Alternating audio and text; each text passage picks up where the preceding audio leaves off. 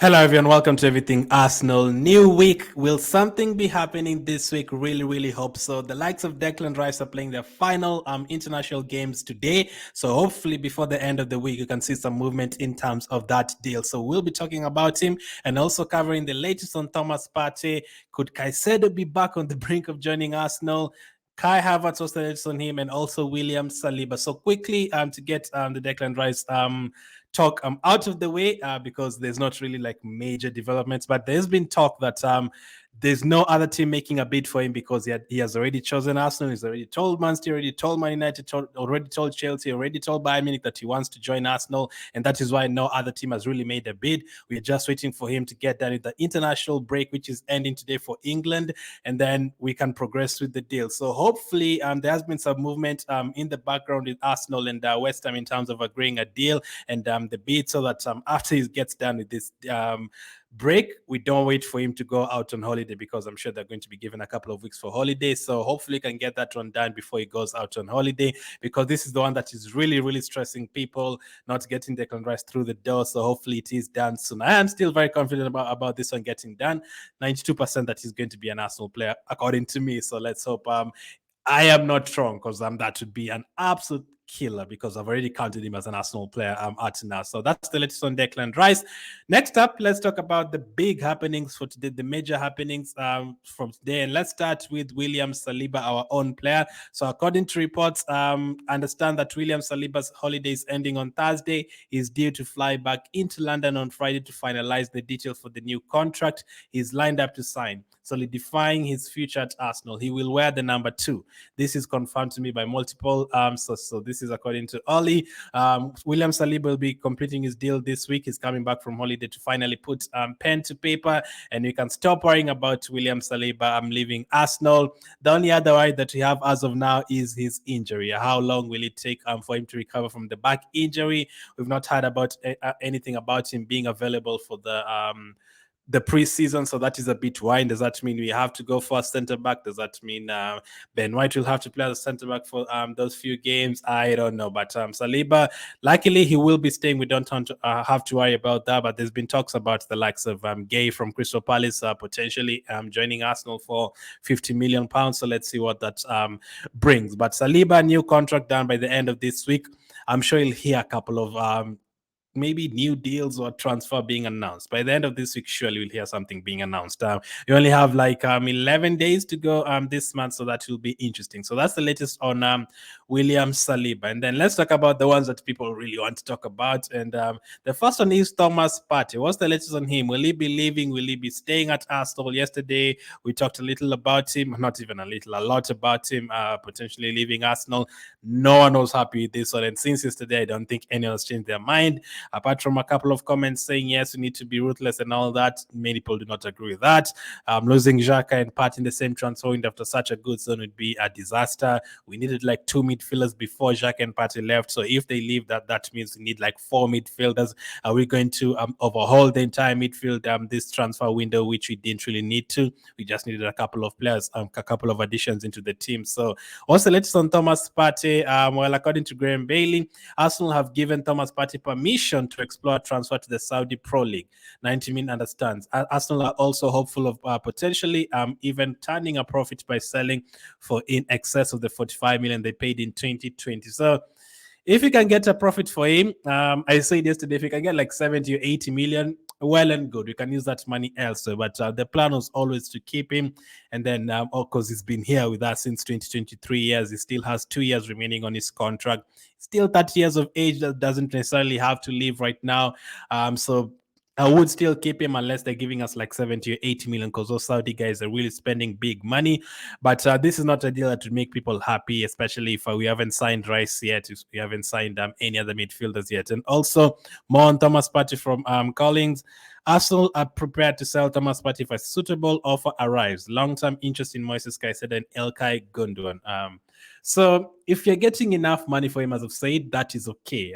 But enough money is more than 70 million. Like even if you're getting 40, 50, I wouldn't really be keen because I still feel he can play a big part in our team. And there's not too many midfielders you can buy from the Premier League apart from Rice and Caicedo that can come and replace Partey. We are obviously not going to get Rodri for Man City. We're obviously not going to get Casemiro for Man United. So how many others are there? Are we going to go for Douglas Luiz for Aston Villa? Is he good enough to replace Partey? The answer is no. Are we going to go for players from Bournemouth, players from Crystal Palace, players like Lokonga? Our own players are already at Crystal Palace. So I don't really feel like there's too many midfielders we can get in the Premier League that come and have the impact that Thomas Partey would have for us next season. So for everyone would want him to stay.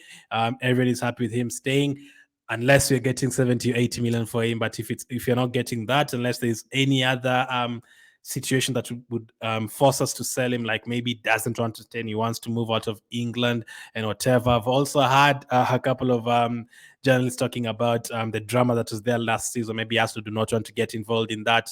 We just never know. So let's hope to hear more on this news by the end of the week. But Thomas Partey, will he be leaving? Will he be staying? Will he be staying in the Premier League? Will he be going back to Spain? Will he be going to the Saudi Arabian money land? Like, it's a lot of money right there, a lot of money. So you can't really blame a lot of players who are, especially the ones above 30, for going there. You're basically getting in the bag for your whole future. Pretty much after you retire, you're secured. But are we going to sell Partey and bring only Rice, or are we also going to surprisingly bring Caicedo? Well, according to reports, despite us hearing that we are done with Caicedo, Arsenal still retain interest in Moises Caicedo despite the current 100 million Declan Rice forecast.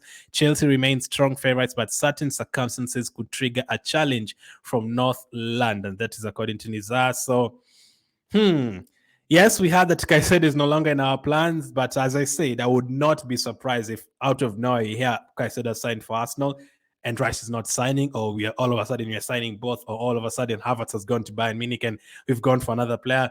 It's very, very tough to predict. Usually you have a clear picture of who you're going to go for, but most of the times you end up not getting those players, and out of nowhere you get a player that you're not linked to. Like, for example, January we were linked to Mudryk for a full month, and then out of nowhere we had not heard about Trossard joining us, and then boom, Trossard was an Arsenal player the next day. So could this be a similar situation? Could we hear Arsenal being back for Caicedo, because Chelsea are not going to pay money for him until they sell all their players they're trying to sell to Saudi Arabia, the likes of Mendy and all those guys, Havertz to us, Mount to Man United. So as in, people have been asking why have Arsenal not finished the Rice deal. Like, you could also ask the same about the likes of Caicedo. Why has no one signed him yet? Like, if there were people were supposed to be signed by now, like, they are so good, Rice and Caicedo. But maybe it gives us time. Maybe it's a good thing for us that Chelsea have not signed him, and Man United and Man City have not gone for these players. Maybe it gives us more time to potentially get both of them done. It would be impossible, but if Partey goes and Xhaka goes and Lokonga goes, that opens up midfield spots. So we don't know who's going to be joining us. But that's the latest on our midfield situation. Partey and Caicedo could be back in the transfer list. You never know. What about Kai Havertz? This one we've been talking about for the last 1 week. According to James Early, sources have told ESPN that during conversations, Arsenal have indicated that in addition to operating as a number 10 or number 8, they see Havertz as capable of playing in any of the 3 attacking positions in an interchangeable forward line at the top of a 4-3-3 system. So people have been asking, where does Havertz play? Where is his favorite position? All that.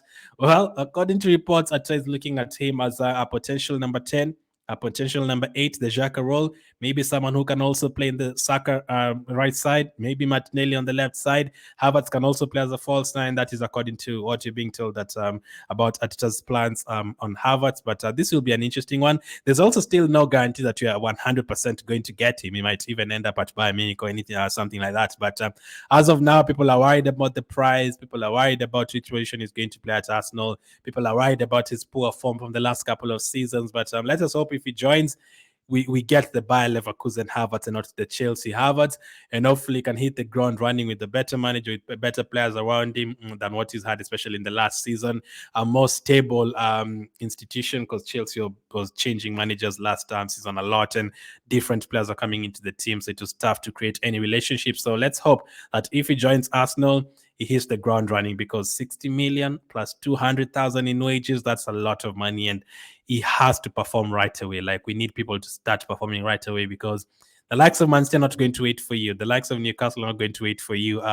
They're still going to keep progressing, and you have to move fast. And the way Chelsea have now built their relationship with Saudi Arabia, they're selling players, they're getting a lot of money, they're going to go and get more players. Newcastle, we know Man United could be taken over by Qatar, so no one is going to wait for you. We have to move fast with all these deals and decide on what you're going to do. So that's the latest on Arsenal. New week. Let's hope things get done this week. Thank you for watching, and I'll catch up with you on the next one.